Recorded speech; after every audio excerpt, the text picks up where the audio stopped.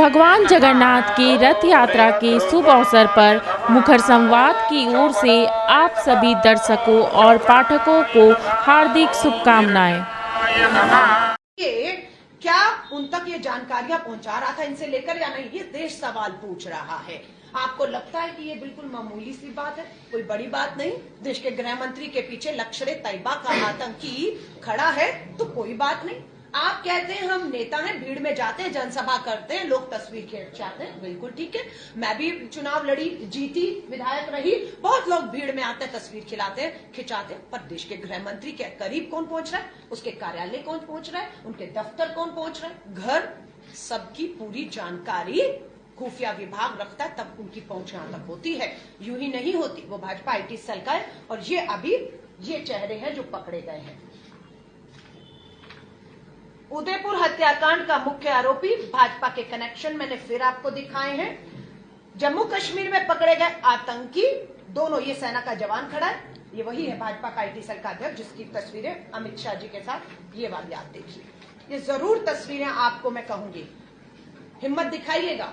हो सकता है मेरी प्रेस वार्ता के बाद आप पत्रकार साथियों के ऊपर भी दबाव बनाया जाए कि भारतीय राष्ट्रीय कांग्रेस की प्रवक्ता ने दिल्ली से आकर झारखंड में जो खुलासे किए, जो तस्वीरें रखी हैं, उसे आपको दिखाना नहीं है, आपको चलाना नहीं है। हो सकता है आपको डरा दिया जाए, धमका दिया जाए और हो सकता है आप ये तस्वीर भी ना छापे। पर मुझे लगता है पत्रकार की देशभक्ति को ललकारा जाएगा, उसकी ईमानदारी से चलती कलम को रोकने की कोशिश होगी। और अगर ये सच्चाई देश के साथ नहीं आती, आपकी कलम, आपके कैमरे, ये तस्वीरों को जाने से रोका जाएगा, तो मुझे लगता है इम्तिहान सरहद पे खड़े मात्र अब उस जवान का ही नहीं है, देशभक्ति का इम्तिहान। अब देशभक्ति का इम्तिहान इस देश के हर एक शख्स का, पत्रकार का भी है कि उसकी कलम झुकती है या उसकी कलम भारतीय राष्ट्रीय कांग्रेस के प्रवक्ताओं द्वारा आधिकारिक रूप से तस्वीरें जाहिर करके सवाल जो पूछे गए हैं लोकतंत्र में, उन सवालों के जवाब आप उनसे मांगे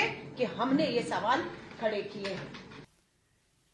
कि देश के 22 जगहों पर कांग्रेस पार्टी आतंकवाद के विषय में प्रेस कॉन्फ्रेंस कर रही है। जिस पार्टी का नींव तुष्टीकरण का हो और तुष्टीकरण के कारण से जिस प्रकार कांग्रेस पार्टी ने आतंकवाद का साथ दिया है, यह कहना अतिशयोक्ति नहीं होगा।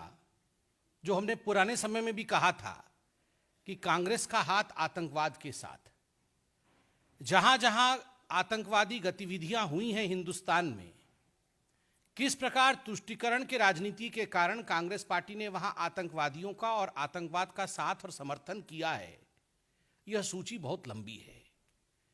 और इस सूची में अगर सर्वप्रथम किसी उदाहरण को मुझे आपके समक्ष रखना होगा तो वो कांग्रेस की वर्तमान अध्यक्षा आदरणीय सोनिया जी जिस प्रकार फूट फूट कर रो पड़ी थी, बाटला हाउस एनकाउंटर में आतंकवादियों के लाश को देखकर स्वयं उनके मंत्री सलमान खुर्शीद ने बताया था, इसका विवरण दिया था सलमान खुर्शीद ने कि सोनिया गांधी 3 रात तक सो नहीं पाई थी और वो रोती रही थी।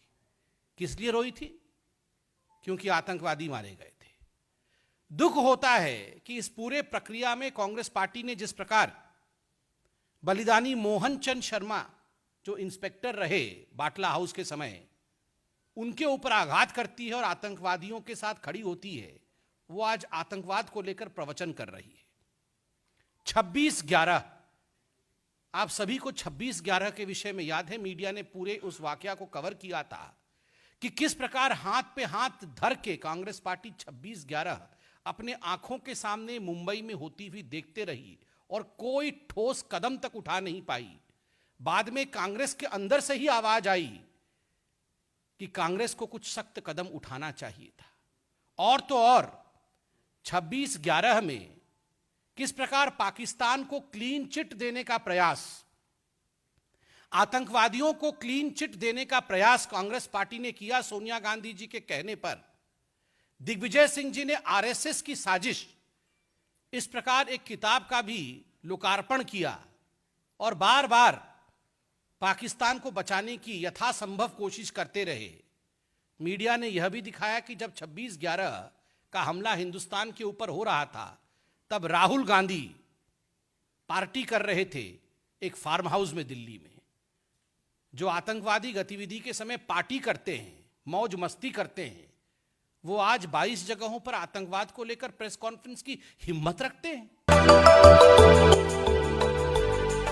मिनी लंदन, मैक्लुस्कीगंज, प्रकृति की गोद में बसा ड्रीम डेस्टिनेशन आपका कर रहा है इंतजार। आइए अपने यादगार लम्हों को बिताइए ड्रीम डेस्टिनेशन में।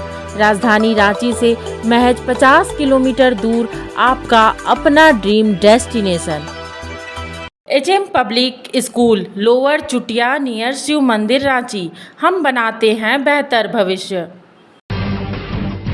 जब टूटती है आस, जब थकती है सांस, जब रूठते हैं अपने, मुंह मोड़ता है जमाना, जब अंगड़ाई लेता है संकल्प, फिर बनती है कहानी, बनते हैं अनमिट निशान।